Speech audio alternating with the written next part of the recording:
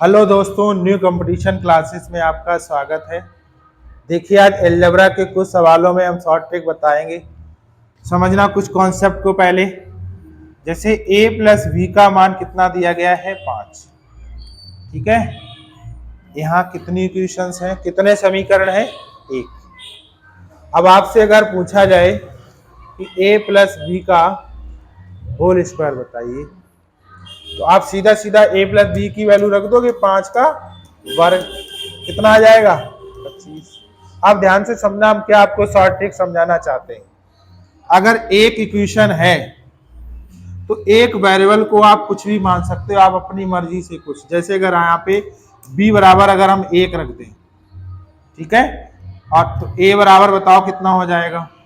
अगर आप b बराबर 1 रख दोगे तो कितना हो जाएगा? a की वैल्यू क्या आ जाएगी? 4।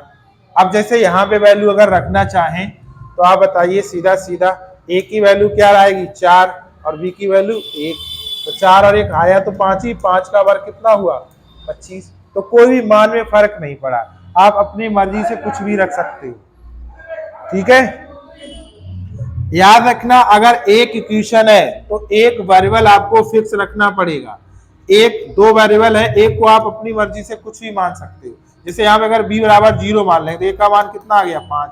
अब यहाँ पे ध्यान से समझना, अब जैसे यहाँ पे b का मान क्या रख दो? 0 रख दो। a का मान कितना है? 5। तो 5 का वर्ग कितना हो गया? 25। बताओ कोई आंसर में फर्क पड़ा? नहीं पड़ा।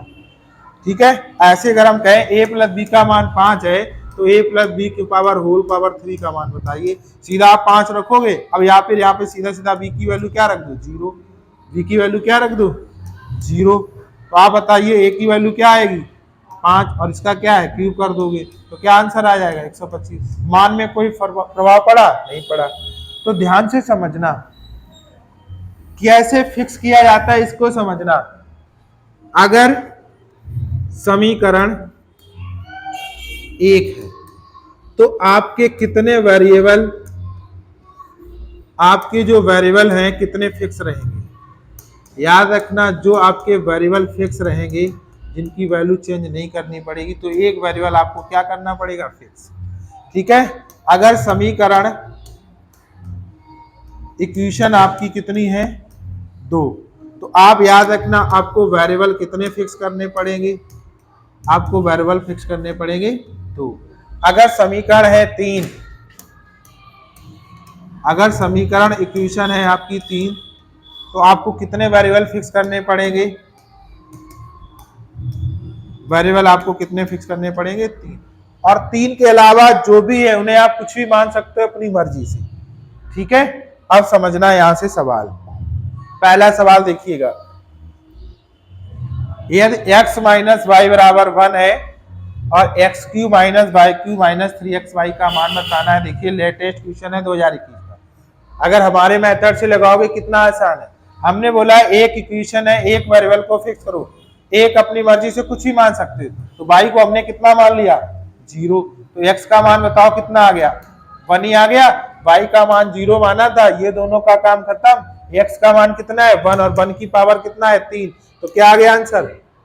ठीक। अगली बात समझना, एक और,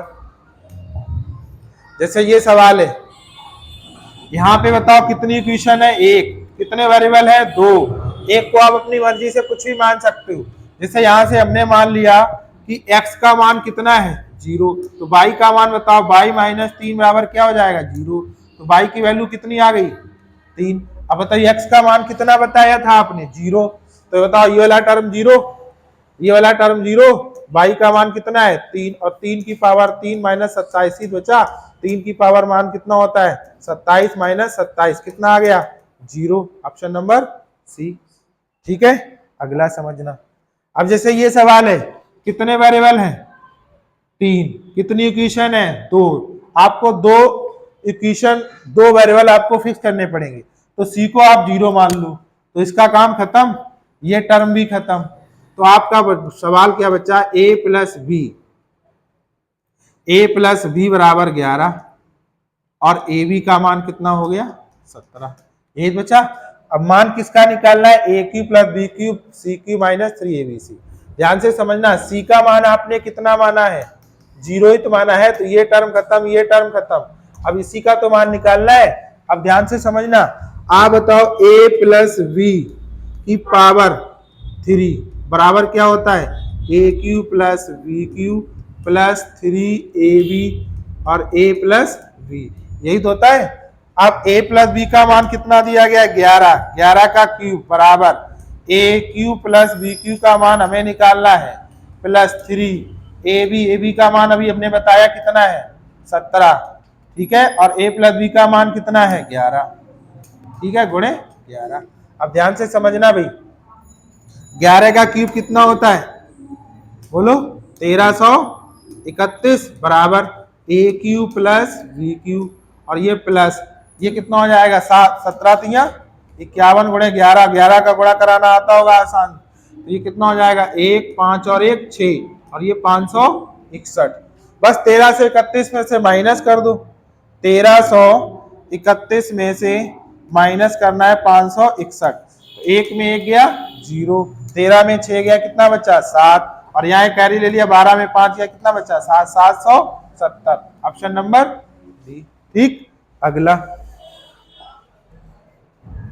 ये देखिए कितना आसान है, एक इक्वेशन है, दो वेरिएबल है, एक अपनी मर्जी से कुछ ही मान लो, बी का मान मैंने कितना माना, 0, ए का मान कितना हो गया 5, बी का मान 0, माइनस 2 की पावर कितना आएगा 7, बी का मान कितना आएगा 5, 5 में 3 गया, कितना बचा 2, यानी 2 की पावर कितना हो जाएगा 7 हो जाएगा, और ये माइनस 2 की पावर 7 है, ये प्लस का, यही तो लिखा है माइनस 2 की पावर 7।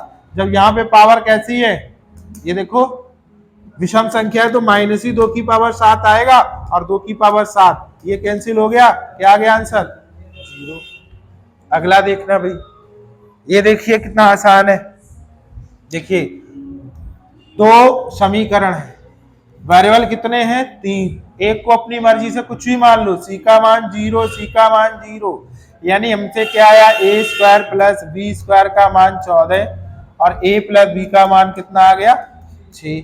आपसे पूछा गया ये a b plus b c plus c a, आप ये बताइएगा, सी का मान 0 माना, ये भी 0 हुआ, ये भी 0 हुआ, ठीक है, यानी हमें मान किसका बताना है, ए बी का।